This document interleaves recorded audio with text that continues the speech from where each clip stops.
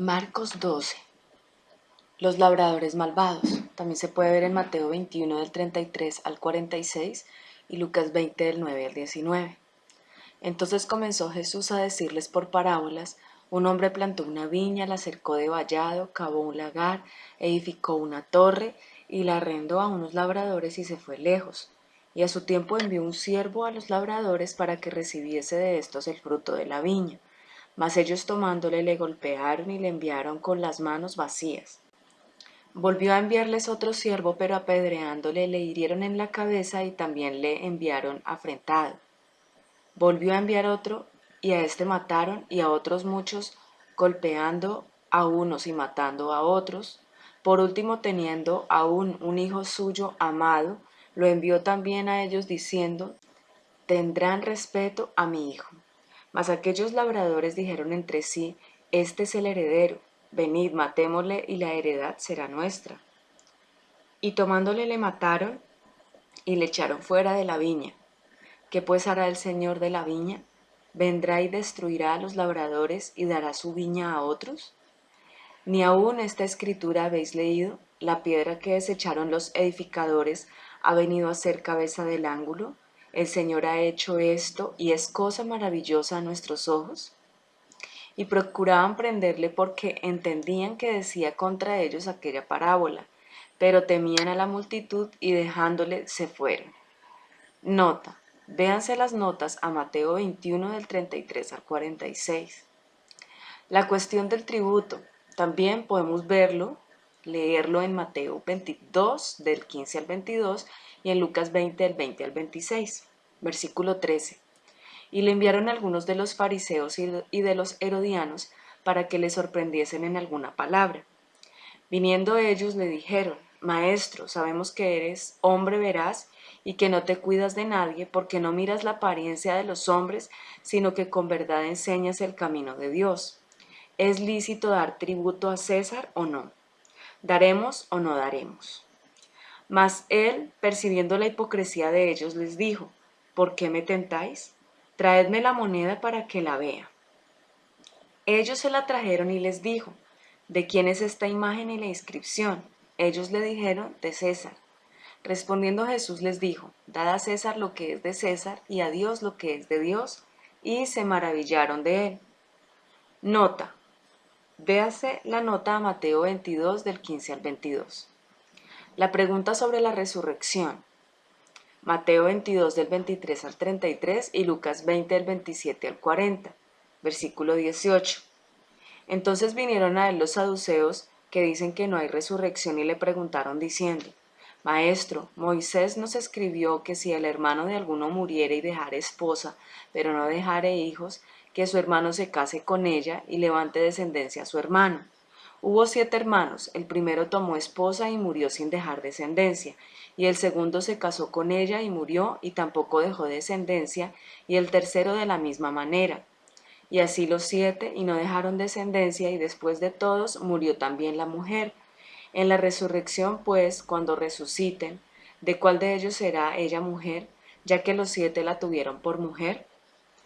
Entonces respondiendo Jesús les dijo: ¿no erráis por esto, porque ignoráis las Escrituras y el poder de Dios?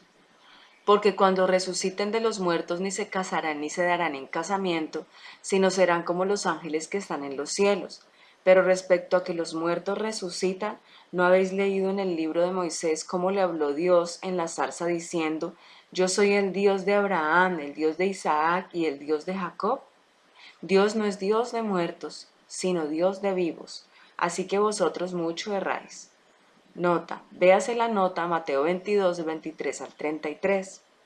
El gran mandamiento. Mateo 22 del 34 al 40.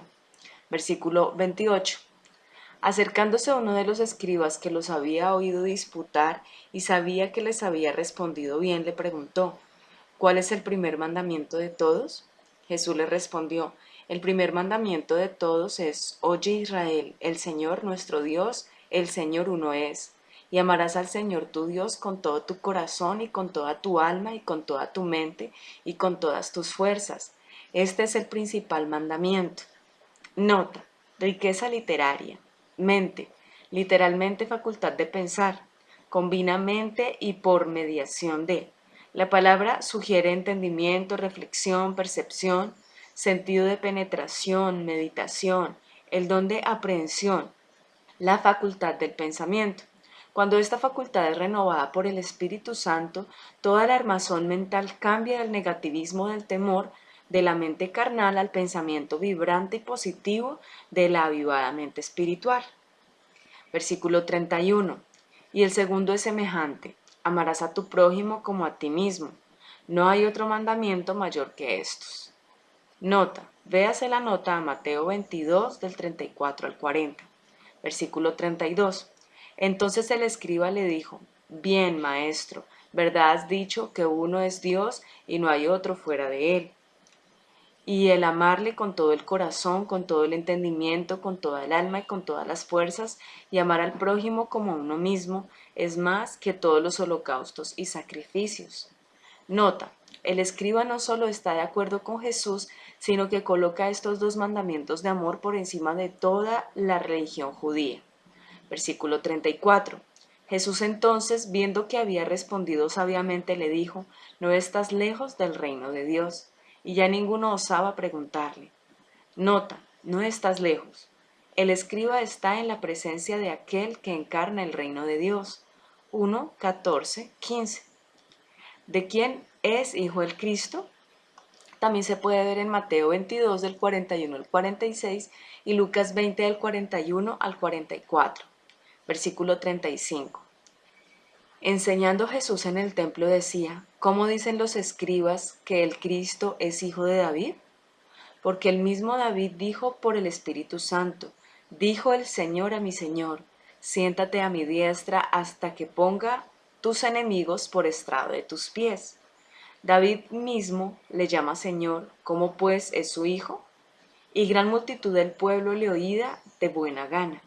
Nota, véanse las notas a Mateo 22 del 41 al 46. Jesús acusa a los escribas. También se puede ver en Mateo 23 del 1 al 36, Lucas 11 del 37 al 54 y 20 del 45 al 47. Versículo 38. Y les decía en su doctrina: Guardaos de los escribas, que gustan de andar con largas ropas y aman las salutaciones en las plazas, y las primeras sillas en las sinagogas y los primeros asientos en las cenas, que devoran las casas de las viudas, y por pretexto hacen largas oraciones. Estos recibirán mayor condenación. Nota: Jesús condena enérgicamente a los escribas por su orgulloso deseo de prominencia, su despliegue de falsa piedad y su cruel avaricia.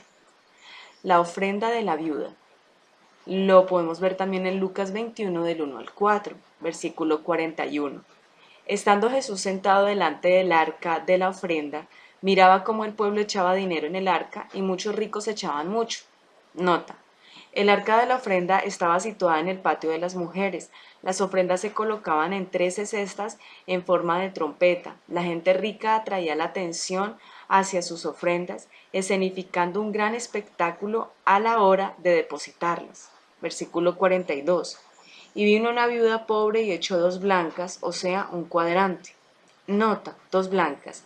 La blanca es una moneda de menor valor que circulaba en Palestina y que equivalía aproximadamente a la 1/8 parte de un centavo.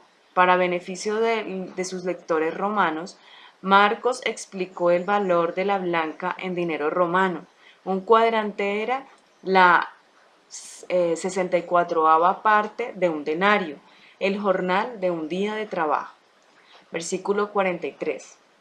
Entonces, llamando a sus discípulos, les dijo: De cierto os digo que esta viuda pobre echó más que todos los que han echado en el arca, porque todos han echado de lo que les sobra, pero ésta de su pobreza echó todo lo que tenía, todo su sustento. Notas finales. Lo más importante para Jesús no es el monto de la ofrenda, sino el compromiso y el sacrificio que ella representa. Él juzga nuestras ofrendas no por lo que damos, sino por lo que nos ha quedado después de hacerlo. La sincera devoción de la viuda pobre está en agudo contraste con la falsa rectitud de los escribas.